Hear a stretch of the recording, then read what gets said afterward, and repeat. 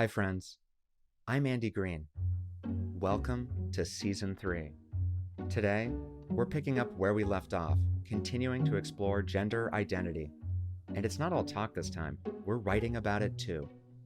In this episode, our guest Indigo Dai leads me through 3 different writing prompts to uncover the joys and the fears I've attached to expressing my own gender identity. Follow along if you'd like. All you need is a pen, piece of paper, and an open mind, because this is the Naked Man Podcast.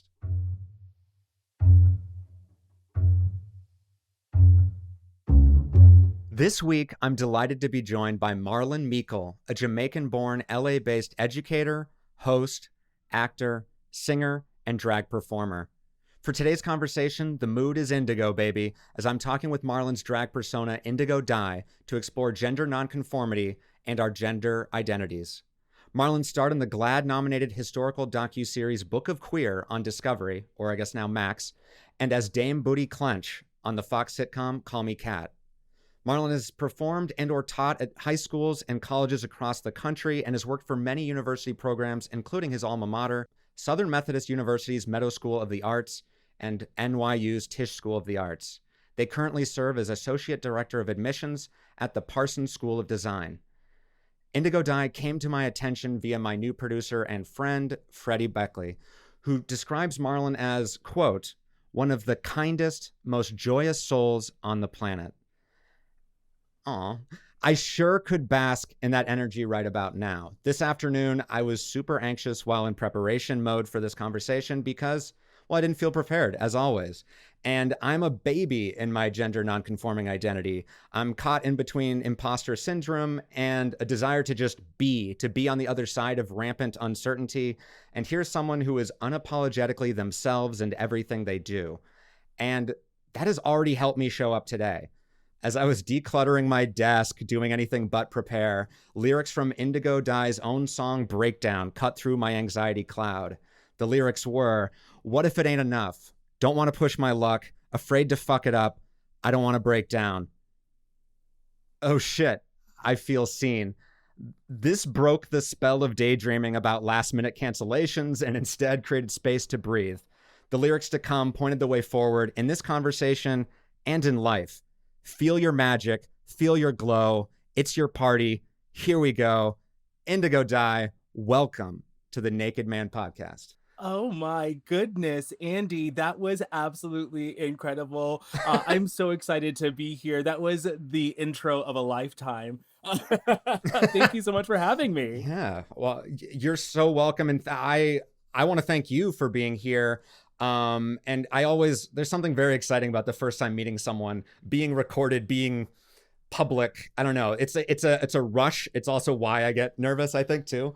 But something you said, before also was like that I think describes you a lot. Never offended, always excited. And that I think that's an amazing character trait to aspire to. So yeah, thank you for being here. And we're going to dive right in. And I believe you're going to surprise me with, and I don't know what this is. It's an interactive activity where you're going to be giving me prompts about my gender identity. That is correct. So you get to use your host powers and I am at your mercy. So take it away. All right, drag queen, take the wheel. Yes. I absolutely will. So yeah, like you said, I've got so many questions for you, and I'm so excited for you to be embarking on this journey of really just truth, right? It's really just about truth telling to yourself, about the ideas that we tell ourselves, the myths that we tell ourselves, the stories that we tell ourselves, and the things that work as well. But to get things going, we do have an interactive activity. Essentially, you're going to be kind of writing what these are essentially prompts that will kind of get you thinking and writing, and everyone who is listening will be also encouraged to do this as well if you'd like to. But let's just get right into it so that you can get to writing and exploring, and we can get to knowing a little bit more about you at the same time. Yeah. I'm looking forward to know more about myself. That's the whole point. Yeah. All right. So the first up is kind of led by a quote from the trans activist Amara Jones. Amara Jones says, "That child who never got to be themselves is still very much in there. He, she, or they, once you reconnect with them, that voice will guide you through the adult world to things that feel right." With this quote in mind, write a list of all the things that made your younger self light up, which you didn't or don't feel allowed to embrace. All right, friends, if you're playing along with me, you can pause the episode now to write your list. See you in 5 minutes. All right. So, gender prompt number 2. Let's take a deep breath and get into prompt number 2. All right, yeah. The following quote comes from trans writer and performance artist Alok Vathmanan, who I've seen all over TikTok. I don't know what your TikTok algorithm looks like, but they're literally running my TikTok currently, which I'm super grateful for. Yeah, But I'm here jealous. it is. Get on my feed. Get on my algorithm. Yeah, I need to. All right. There's been a multi-century PR campaign that tells us that if we express ourselves and cultivate a life around authenticity, then we will suffer. So it's better to remain silent, to remain still, and to fit into other people's ideas of who we should be. With that quote in mind, write out your fears about exploring your gender identity. Are those fears your fears? Or have they been imposed by someone else? If you're following along, now's the time to pause the episode and write out your fears. Fun. Good luck. I'm saying that to myself. See you in 5 minutes. All right. Maybe it's time for another deep breath. 1, 2, 3. All right, yeah. All right, so we've got one more prompt.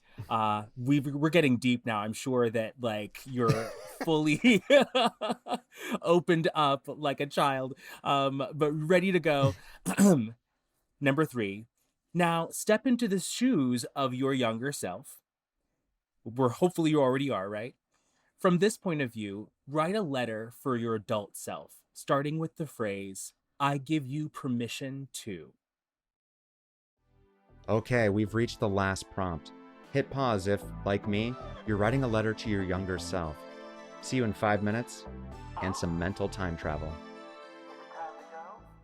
Well, I hope that writing was a good experience. I hope that thinking those thoughts was fun and helpful. How do you feel? I mean, I definitely feel connected to Child Andy, to Curious Andy, I called him because I loved Curious George, and I feel like that was sort of who I'm always, yeah, kind of trying to remember to be, or not be so afraid to fuck up. Yeah, You know. yeah.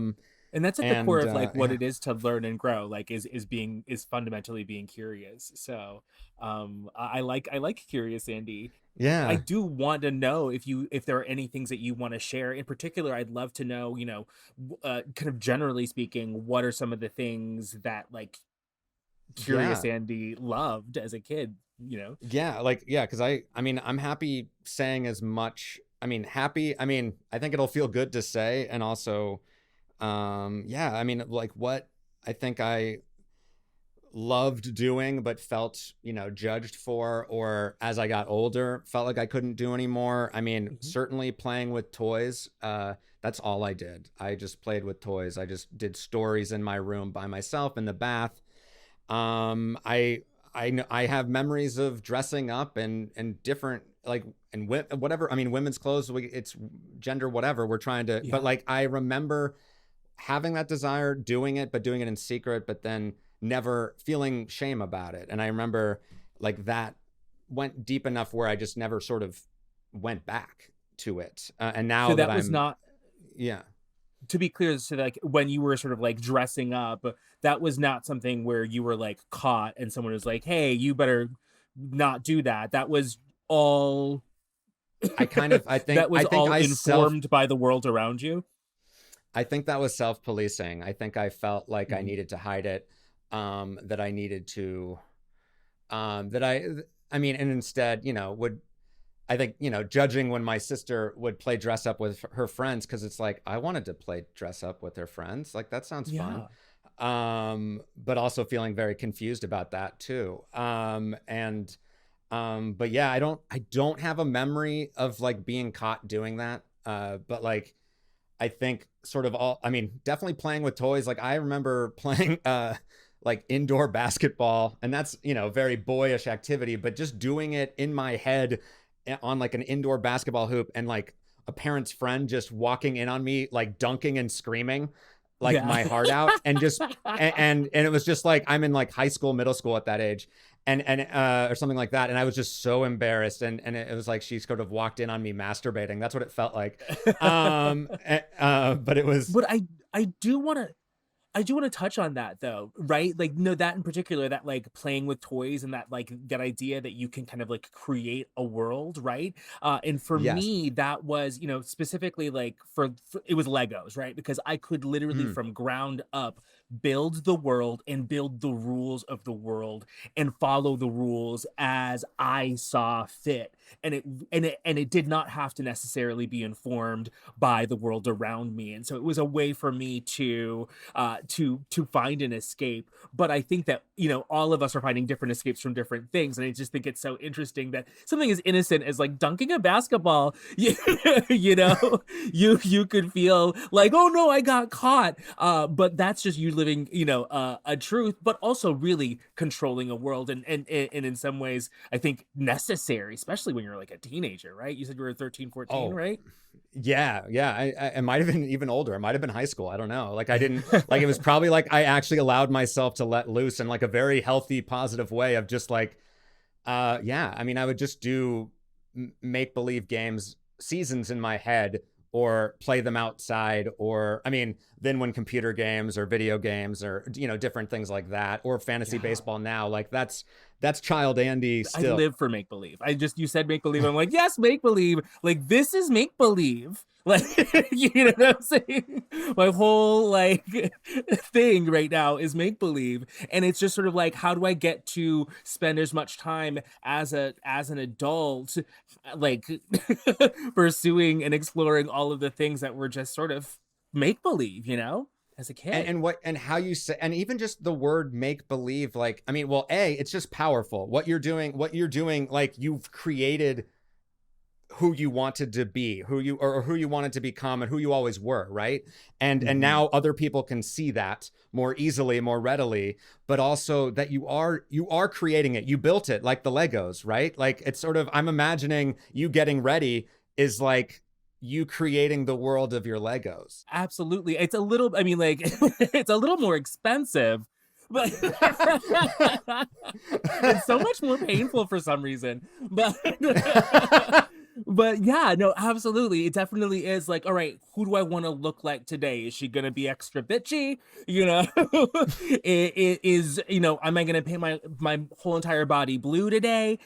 How do I get to fully kind of control something, especially when literally everywhere I look outside of myself, it is one out of control, but also it's out of control. It's both out of my control, but like, damn, someone grab a wheel, and maybe it should be a drag queen, not this one, but someone. Uh, Someone, yeah, I would entrust you to take the wheel over what we have. And I think, but I agree, and like that, I had this, I mean, I think it's safe to say we have wildly different life experiences, but also kind of the same thing of not feeling necessarily safe to be able to explore these, and the only way to do it was Legos, or when I'm doing in the toys, and just like mhm. creating my own stories and worlds, and like they would last for days, and I would pick them up, and of course they had romance, they had war, they had whatever I was like taking. But also I think I was trying to rewrite what was happening. I feel Mhm. like I don't have huge, like a really, my memory isn't great for the specifics of things like that. That's why I don't quite remember. And maybe there is some disassociation. We mentioned Deloke, and I know they have a lot of dissociation in their like teenage years and stuff like that when they were really in pain. And I don't know if I necessarily knew I was, but I think I definitely, the being small part that Alok mentioned in the second prompt, or you know, I'm hiding away where it's safe to do. I can dunk and be very loud if no one's watching. If someone But sees only me, if no oh one's no, yeah. exactly. And I, you know, and it extends to karaoke or something, which I really enjoy, but uh it requires more alcohol than I would want to be able to allow myself to do that, or I need to be in like a private room. It's sort of like with, you know, with friends that I trust or whatever. And it's like the hope and the dream is to be able to just be, not that I necessarily want to karaoke in front of the whole world, but like to not have to, well, use substances to feel comfortable to do that, Yeah, for sure.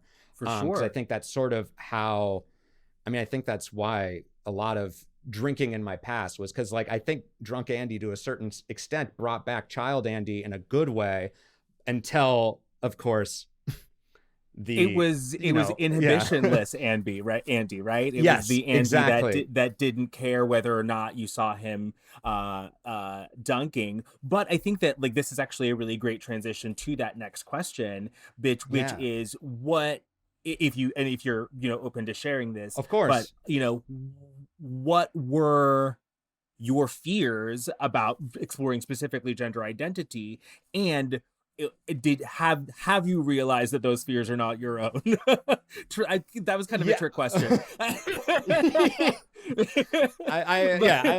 think that was pretty obvious from the but start. Yeah, the but have you been yeah. able to like articulate any of those fears specifically?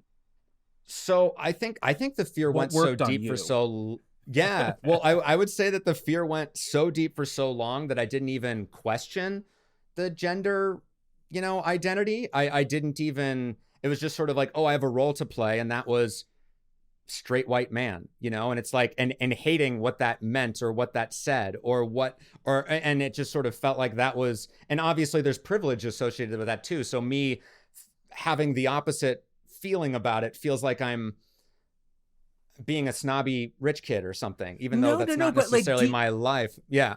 so like, did you think about it like as sort of plainly as that, like I have a role to play, like I am a straight white man and so like that's what I do, like did you I feel like you it was never, it fit? was, yeah. I think I discovered that I could fit pretty much anywhere, and I think that actually does speak to what we just said, my like what my outward identity is, and that I am in some ways a performer. I didn't quite know I don't think I was doing it consciously ever, that I could fit up, like on the baseball team but also at drama club or whatever. And I, you know, I was actually more afraid of drama club. I didn't do that, but I, you know, had a sense that that was a place to be. And my mom even told me, it's like, you would do great in drama, but I was like, no thanks. You know, and instead, you know, baseball felt more comfortable because I think that was a closer, a smaller leap maybe, for me, or it felt like it was more natural in some way, or there was not as, you know, playing. It still was If you were playing, like and so casting, it was, sounds yeah. like you were like casting yourself in your life, you were like looking for where you could sort of find community, which makes sense, you know.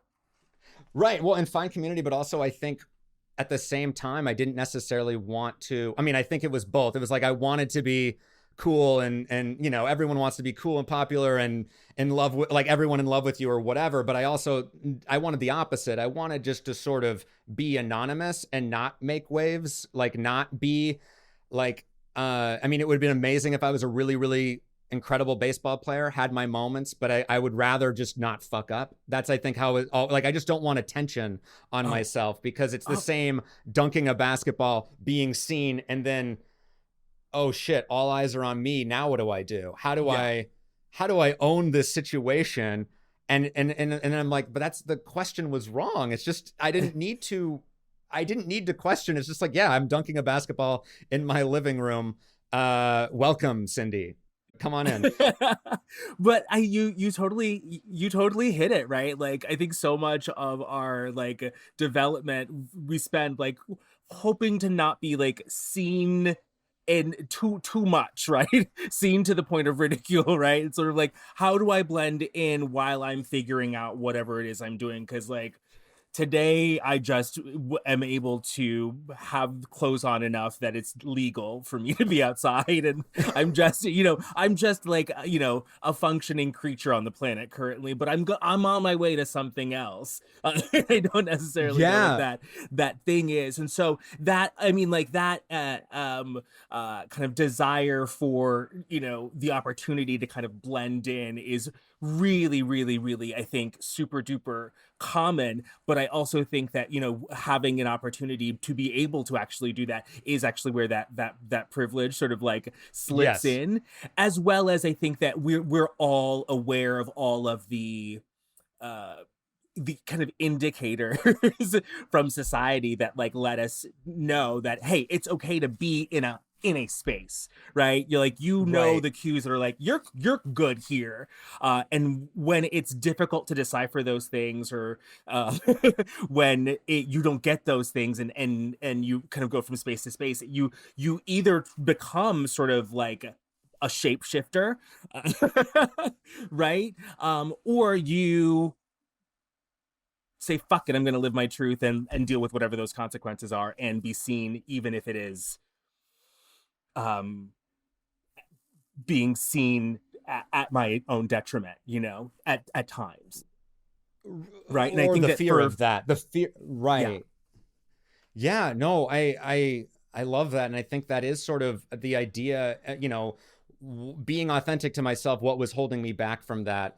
I mean, I think what was holding me back from even just considering that there was another way to live, rather, and because I think all this desire to blend in, there was a lot of work that I'm doing, and I'm still doing that work, and I'm trying to like I'm functioning in my head, over functioning to the point, it's anxiety of wanting to, I mean, wanting to fit in everywhere, but also wanting to excel everywhere, but also not quite feeling comfortable anywhere. So it's like that work that I'm doing, and it's like, yeah, rather than doing any of that, I just want to be. And I think I'm at least to that point, and now I'm sort of at the point where like, well, what does that mean? I've lived my whole life sort of with this, not a stick in my ass, because I don't think that's being hard on myself, but I think it's like, it's just, I just know that I've been, I mean, my body is literally stiff, I think, more than other people, because I'm just like holding it in. And it's like, what am I holding in? And I'm like so afraid in a lot of ways of expressing that, because I think it's like, it's not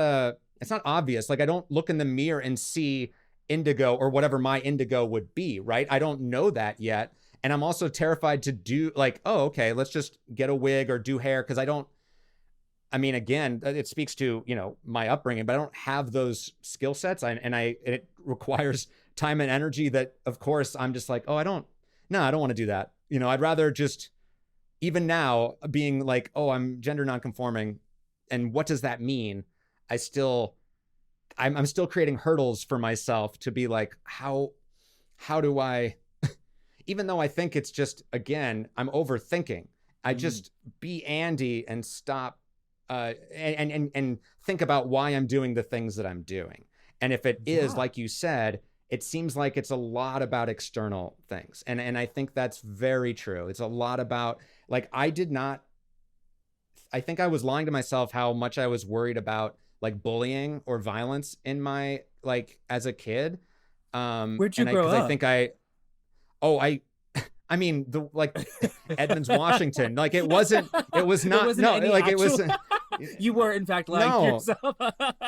I was in fact, well, but the idea of, like, I mean, boys bullying other boys was very Is rampant. I real. think Is we're, real, yes. yeah. And just, again, it's like, I just always see it even in just any board game that I played up until now, where it's just like someone would rather, be a joiner than try to, fight back, because that is easier.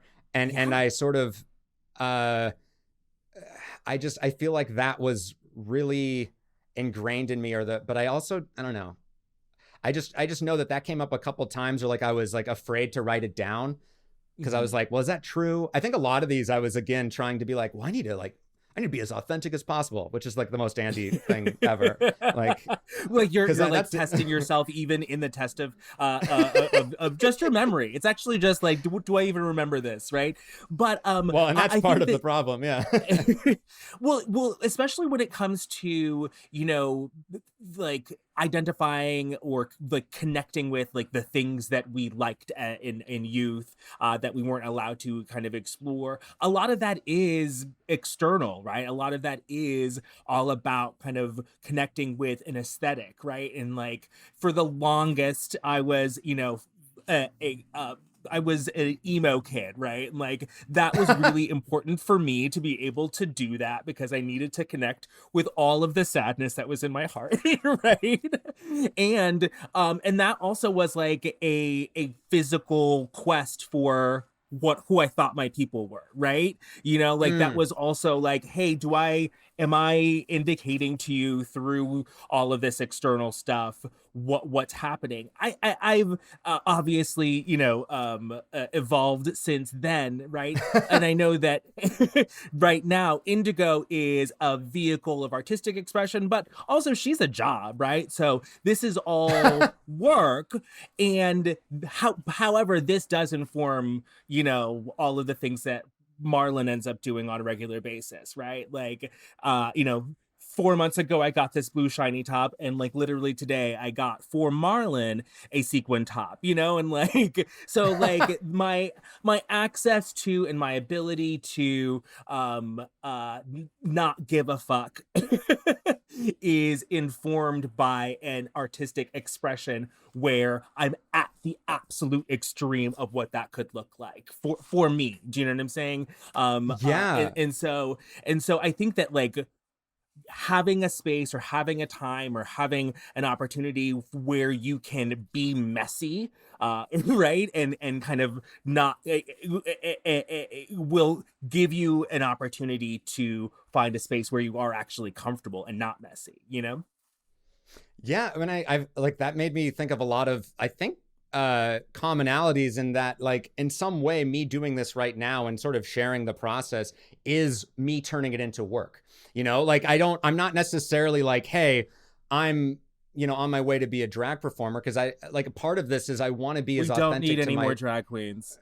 well, and that's my instinct as well. Like, I don't think that's necessarily me. And a lot of what of my concerns were the other side of like wanting to be authentic as I do this too, and not be performative, just knowing that, yeah, I want to make some changes with how I am and who, well, showing who I am.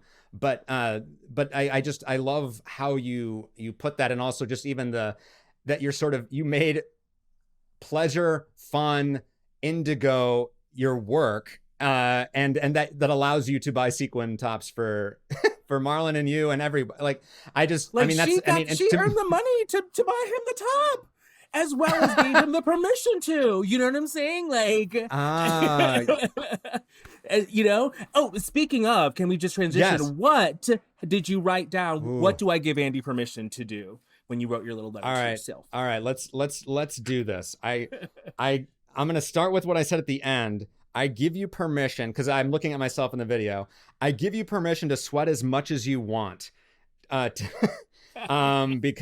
I think about that a lot, and I am a nervous sweater. So here we go. But I give you permission to be a goober. I already don't even remember that. To fail, to fuck up, to follow your dreams, to wear a dress, to kiss anybody you want and who wants to kiss back. I give you permission to try new things and not know what you're doing. I give you permission to grieve, to heal, to talk to me when you're scared, to love yourself, to continue to uncover and remember who Andy is. It's okay to be afraid, to be angry, to be sad, to be anxious, to be and feel anything. But I give you permission to play, to dream, to love, to make smoothies, and follow your curiosity. And that was, again, where I just wrote, Curious Andy. And then, you know, dance and don't give a shit about your sweat. Again, going back to the sweat. And then just don't let other people, because I had made the connection that you had mentioned, don't let other people or the fear of other people change what you want to do with your life, what you want to wear, who you want to love. Fill that in with whatever it is. And I think it's also just the eliminate the fear of not being good at it immediately or whatever it is. Like, you know, like I painted my nails and like I didn't have time to completely, you know, get them right. I'm still learning how to do it. And I'm watching And my Andy, partner and I'm like, ooh, that's how you do it. Yeah. I love a chipped nail. I love a chipped nail. And here's why, right? It's like, here's why, because you're a working girl, right? But it's like, it's a side of, it's like, hey, you know what? I care. I'm like, you care more than I did today. But it's That's like, I not care true. about the look, right? But I also had things to do. I had to wash my hands and live my life. It's like, I'm out here like, in the streets. You know, so I love a chipped nail. I But love. continue. Oh I no, feel I appreciate that, and I think that was basically I sort of just ended with "I love you, Andy," yeah. and that I think it's goes back of like I love child Andy too, and that seems to be the and I think that's very telling, and I love the prompts of these that it really is this communication or like phone call to your child self or to the make believe self, right? The one that didn't do things for other people but just did stuff for them. And Mhm. I wanted to ask you, I mean, Marlon, Indigo, which I mean, as you said, you interchangeable in some ways but also very distinct. When did this journey start for you, or when did you have the first inkling of like this gender thing kind of smells bad, like what this stinks, like what is uh I want something else. Yeah. I mean, like, always and forever, right?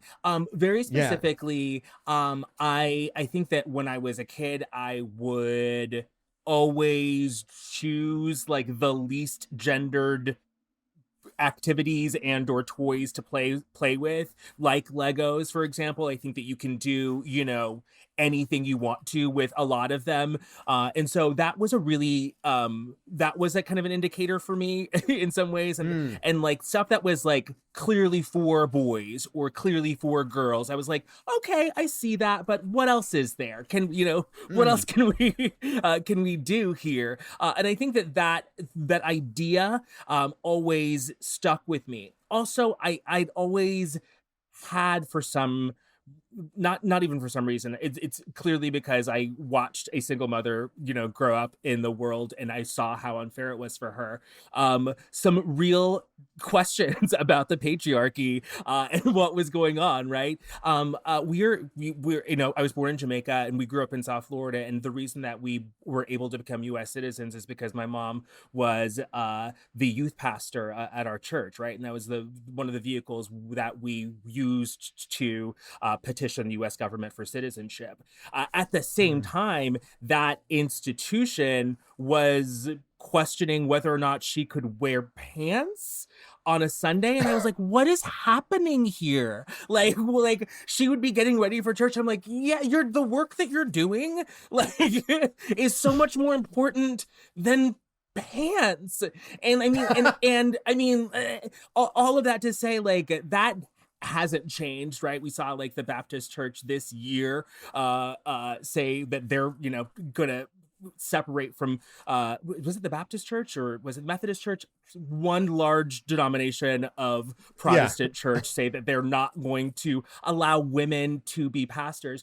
It was just sort Oh. of always something that bothered me and something I just had a difficult time seeing. And so given the opportunity to move into a performance space as a, you know, inherent performer and, you know, someone who went to theater school with our dear friend Freddie, um and having an opportunity to get involved in drag where I could be specifically subversive about the idea of gender and play with it, is really, it has been important to me because of all of that, right? I even came out under I came out to my mom while arguing about the idea of traditional gender roles. We were not talking about me or my sexuality during this kind of random argument. I was just really sort of up in arms about this idea that like women should be in the kitchen.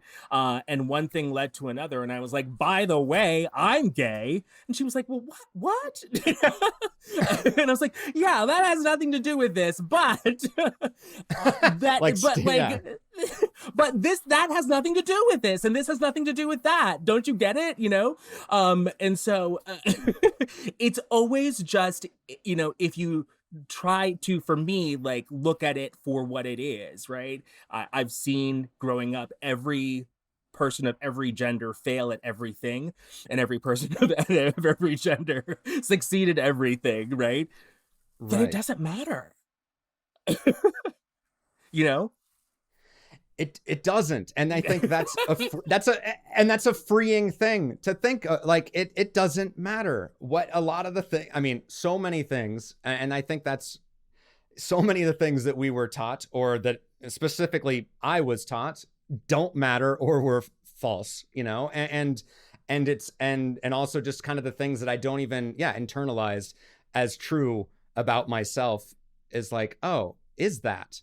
And I had a monologue on this show where I was talking about my first kiss, which was with a boy, and that was actually me performing. It was us doing a play, like we were play acting in the forest, and I was doing the role, right? It was like, we're married, and married people kiss, like that's what, and I just remember the reaction. Even we're like 5, 6 years old, 7 years old. I remember there was like this intensity of that, and so to the point where like I had kind of forgot that was something that happened in my life until like a couple years ago, that was my first kiss. Like I had just sort of blacked that out.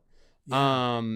And just like, and so I think all of these things, like my base reality led me down a very narrow path to be on. And now I'm like, okay, I want to weed whack the fuck out of this path and go see where the other paths lead.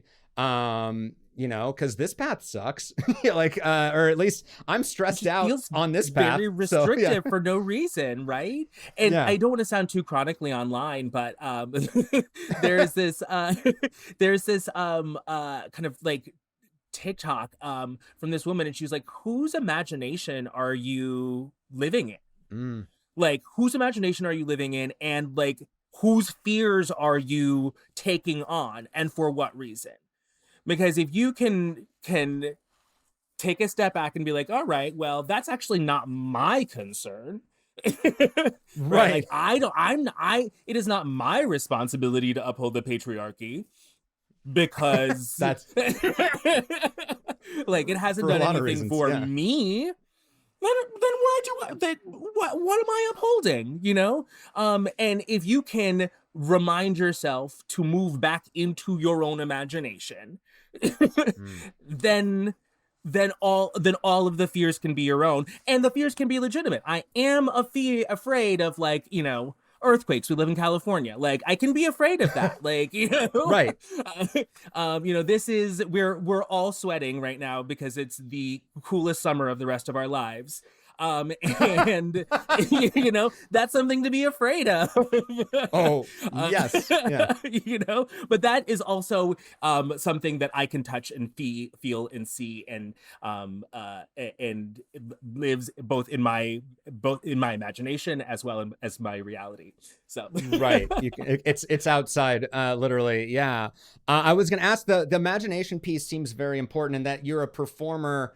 Those are obviously very connected for you. And I was wondering, I mean, I think in some ways it's becoming Indigo is what helps you get into that headspace. But how do you feel that, like, safest to be in imagination? Like, what brings you back? Like, do you still go to Legos, or is this is the adult version of Legos, like we said, but are there other ways to, like, I don't know, do you find yourself at times when imagination is hard to grasp? How do you bring yourself back to that? That's a really good question. Because this is so ephemeral, right? Like, some days my makeup will be like really bad, and I'm just like, oh, I don't know, you're looking rough. And so, like, it's not like a comforting place to go to if I don't feel like I'm feeling very precise or anything like that. So, like drag can be deeply like uncomfortable outside of it being physically uncomfortable, but it can be deeply uncomfortable because it, as an artistic or creative space, it is, not very forgiving. So that's And real. also, like, Indigo doesn't have to be perfect either, right? So like the Yeah. idea that if makeup isn't working that day, that's also, I mean, that's real. Yeah. We'll work it into the bit, don't worry. Yeah. We can like, Yeah, it's all, we'll yeah. figure it out. Like, we'll pour something on it. But I think that like the reality for me kind of outside of that is my day job, to be honest, like is the work that I do with art students. I work at Parsons School of Design, and so on a regular basis I'm looking at young people's art. I'm looking at their fashion work, I'm looking at their painting and critiquing their portfolios, and they've got this big huge dream in their heart, and also they've got big huge solutions to some really scary problems as well. And when I'm not doing this and I am doing that, that is somehow filling me up in a really really exciting way, because there is so much creativity and curiosity and so much boldness in store for the world if we can get them here, we That sounds like fuel, right? I mean, and that's why we love art, because it inspires us, or it reminds us of different things that we remembered or had an idea of, or whatever it is. It always connects with whatever your medium is. Like, I'm sure you pick up stuff for Indigo wherever you go, whatever, like, and probably through your students. Yeah. Absolutely. They're hella creative. Hella creative. That's good to hear. We need all the creativity we can get. And I think that's sort of, I think there's this false idea of being more true to myself as like actually it's scarier, because then there's a further place to fall. Or there's like, if this is me being my truest self and I'm getting judged, shit, like, it's like, I can't just be like, oh, that was just, drunk Andy, just or kidding. That was just, yeah, yeah, exactly. Oh, I meant every word of that. I mean, not that there's nowhere to hide, but I'm also like, I don't want to hide anymore. That's the whole point. It's, I don't know. That, and then just the fear of money is what also was coming in my head. I'm like, like that. I mean, you're articulating it actually beautifully. It's deeply terrifying to be in a scenario where you're like, this is me authentically, entirely as who I am, and to be the potential to be like laughed out of a room because of that, or ridiculed because of that, is horrifying, right? But I think that is also like the quest for community, and the quest for connection that we all are on, right? Because as cheesy, or as I think earlier you said you wanted to give yourself permission to be goofy. Was it goofy, or I said to be a goober, and that goober, is a specific yes. To be a specific like childhood reference of mine, where we were just dressing up like crazy people, and and I don't mean that pejoratively. I just mean that like we just did whatever we wanted and had like balloons for earrings. Like, it was great. I feel like there are going to be, I think the vast majority of people are not interested in being goobers, but there are people who are goober people, right? And you're only going to be able to access that community if you are fully allowing yourself to be a goober. You know what I'm saying? That's true. And that also might require people to be like, wow, Andy's a goober, and have whatever reaction they may have to that, because they are, on some other thing, which may or may not have anything to do with you, honestly. Oh yeah, no, and that's the whole thing. I think it is to find my fellow goobers and find the people that don't judge, because it's like, why would I want to hang out with someone who is that? And I think there's that, and then there's also the idea. Well, what was I thinking about? Freddie, cut this. No, no. So I was at the Outloud Fest for Pride, and I was coming out to myself, like when someone was talking about their coming out story, and I was just sort of like, I identify as queer. I don't quite know what that means yet, but that is happening. But I was also on a gummy and like edibles, and also just felt very removed from everyone else in that moment because I still didn't feel, I didn't know what that meant still. I felt like, oh, I had a panic attack because I didn't feel like I belonged in that, because I didn't feel like I had gone full, like you said, I hadn't gone fully into it. I didn't know what fully into it meant. I was afraid by that, and also afraid by what the idea of like 35 years before this of not being that person. And I just like, I couldn't, I did the very white male thing of not ask for help and not talk to my partner. Instead, I went away on like this sojourn to try and figure out what was happening. And instead, like, it was a disaster and made like a lot of people had to help me just to, be okay. But like what I remembered in that moment was just this like deep sadness of like, I felt like, oh, this freedom that everyone has, this pride, I didn't have for myself in that moment, and I didn't want to bring it down. So I felt like I had to remove myself. But I'm also like, I think in part of this conversation is to rediscover that pride for myself, rediscover the goober, rediscover the, the fool, the one who wants to make mistakes and figure out what feels good. Because I think it's a lot of work for me to allow myself to do it, even though I think the outside would say that Andy's a fun-loving person that like is sort of always having fun or always traveling. That's just what they see. But yeah.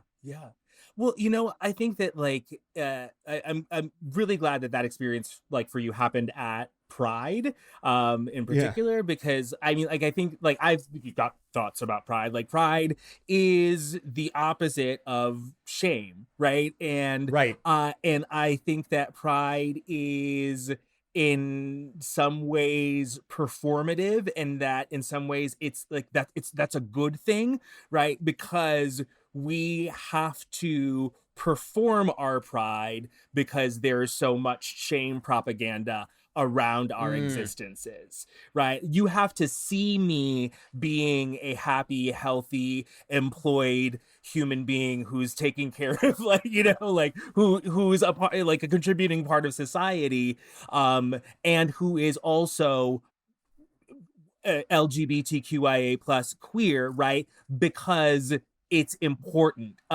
And so I think that everyone who's out there and having a good time and being free, I think that obviously genuinely like they are having a good time and being free. And I think that there's some folks who feel some sort of sense of guilt in some ways, because they may feel like they didn't necessarily struggle in the ways that some of those folks did in order to feel that way. Like, can I partake in this if I wasn't, bullied, as a youth, right? or whatever.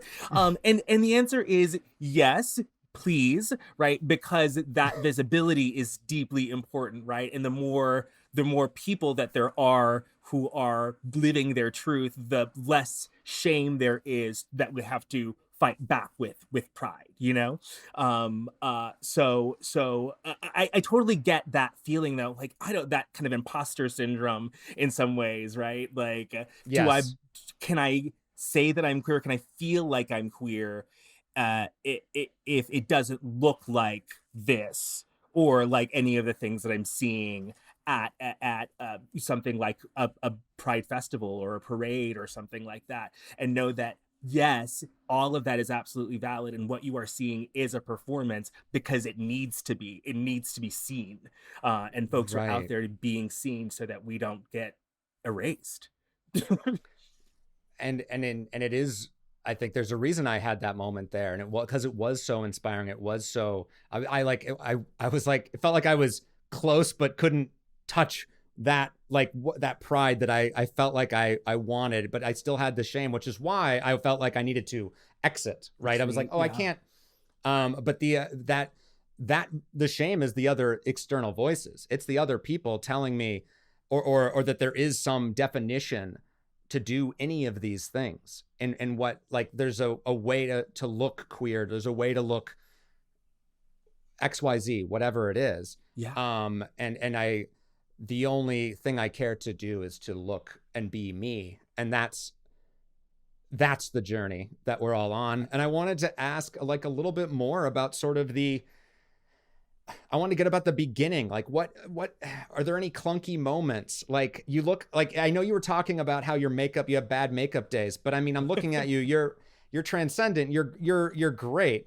And I'm assuming maybe you woke up and that was how you, the next day you just created. But what, as someone who's like has their training wheels on, or as someone who's like wants to go on a different path, like what different things, what things did you struggle with, and what things did you learn from, and what would you sort of say to, I mean, young Indigo, young Marlon, or, you know, in this scenario, I guess, I mean, me.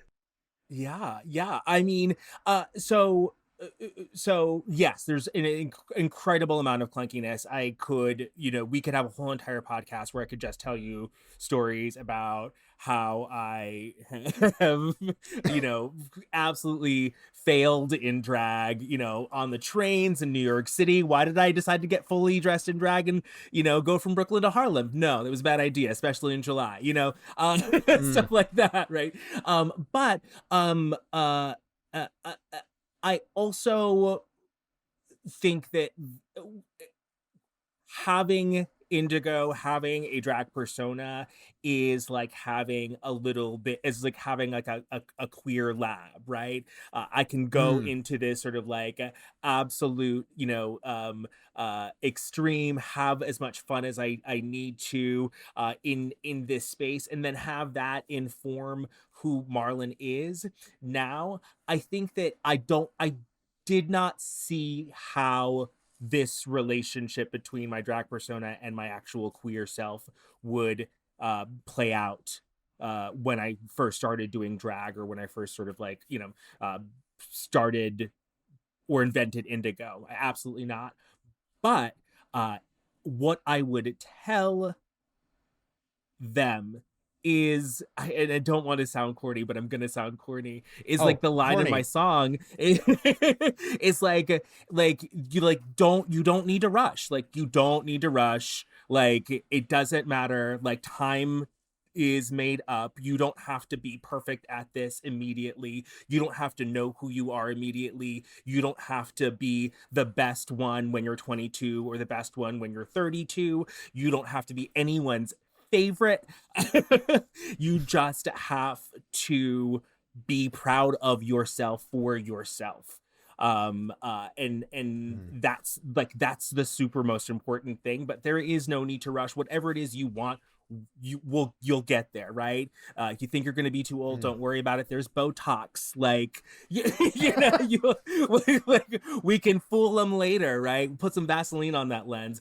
But like, there is no need to rush to get to whatever it is your idea of yourself is, or whatever the feeling of wholeness is, right? Like, I don't feel whole.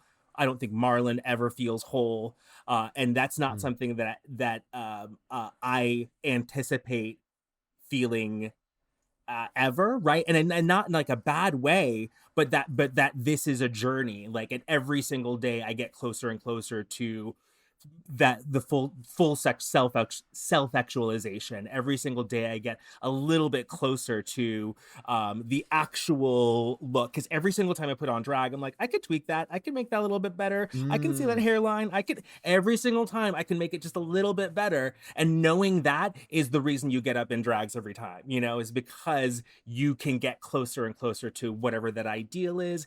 And if it doesn't get all the way there, you're still doing it, you're still in the game, and that's really exciting. And it doesn't, at the end of the day, it doesn't matter, because man in a wig, like, I'm a clown. So it doesn't matter. And so yeah, that's what I would say to myself. That's Indigo, that's an incredible answer. And I also just like I think just the insight in terms of the the curation and the tweaks like day in and day out, and that you're sort of chiseling away, creating you're discovering you, and it kind of changes by the day, changes. Obviously, it's always going to change. And I think that's the beautiful thing. And I was sort of envisioning it was like we're shading in, or like, yeah, like we're coloring ourselves in, and we won't really finish until, I don't think we'll ever finish coloring all that in, or really knowing what we're drawing, what the painting is. But the act of doing that and figuring out, all of the stuff that's between the lines rather than, or maybe beyond the lines. Cause I think that's in some ways where I was drawing, right? It's like, I was told to draw within these lines. And now it's like, oh, actually the good shit's, outside of the lines. Yeah. When I can make my own boundaries and figure out what new shapes are for me and play and make my own rules, I've one last question. It's just on the rules. Do you have any rules that you live by now? Is it just no fucking rules? Yeah. Yeah, it's no fucking rules. It's don't worry about what anyone else thinks. You are the person that you need to impress. You are the person that you need to please, that you need to be proud of. At the end of the day, you are the one. So it's really sort of, for me right now, I'm just trying to make sure that I live in my own imagination, in as much as I cannot allow other folks' fears and other folks' anxieties to rule or control me. And that's really my number one rule right now. It's like, it's me. I'm the one that's driving this one, So get out the way. Hell yeah. So I mentioned it. I quoted you in the intro. But I just wanted to tell the listeners about your song that's on Spotify, Breakdown. Yeah, absolutely. Thank you so much. Please listen to Breakdown, which is on Spotify and Apple Music. You can listen to it on iTunes, YouTube, all of the things, all of the places where its music is streamed. I am not a singer, quote unquote, but I do believe that everyone should have a single. Everyone should release a single. I feel like it's the 21st century business card, right? Like, whenever I enter a room, right, this will be what plays. When I die, this should be what plays, unless I release a couple more singles and then we see what happens. But I wanted to write Breakdown as an expression of just how I was feeling, right? I was feeling overwhelmed. I was feeling nervous about what I was capable of doing. There was a lot of demands on my shoulders at that time earlier this year. It was released in May of this year. And I was like, I don't know if I can do this. And honestly, I just went into the music studio, as they say, and was like, this is how I'm feeling. And it really kind of came out in that song. And I hope it encourages people, but also I hope it's just like a little bit of a disco bop. So put it on like a playlist for, when you're on the treadmill, and it'll get you through that as well. So yeah. Download, listen to Breakdown. And it's already on the Greene mix for 2023. So it's in my dancing mix, and it's already helped me. And I just wanted to say, I know that the only, like, what is most important is to, be proud of yourself and to accept yourself. But I just want to say that I'm proud of you and your journey, and also just so thankful and grateful for you to share it with me. And to, I just think that is, it helps me. I can already feel it. Like you helped me today. And I hope it helped other people listening. So Indigo, thank you for being you. Thank you so much for having me. This has been an absolute blast. I love your nails. I love a chipped nail. And I want to encourage you on this journey. You're doing all the right things. You're so curious. And I think that Curious Andy is going to find out everything that they need to find out about the world around them, because that's what we're here to do. So much love to you, dear friend. Much love to you. Thank you so much. Thank you for listening to the Naked Man podcast. If you followed along and feel comfortable sharing what you uncovered, leave a comment on this YouTube episode. And if you want to stay naked, make sure to follow and subscribe to the Naked Man podcast wherever you get your podcasts. This episode was edited and produced by Freddie Beckley and hosted by me, Andy Greene. It features the song Breakdown by Indigo Dai in the words of Amara Jones and Alok Vath Menon, as curated by NPR's Life Kit in their fantastic episode, 5 ways to explore your gender identity. Next time on the Naked Man podcast, I sit down with registered nurse and certified health coach Victoria Yates to learn about my eating habits and how to improve them through intuitive eating. I think we're just in it. Let's just sweat. Sweat it out. Yeah, sweat out the toxicity.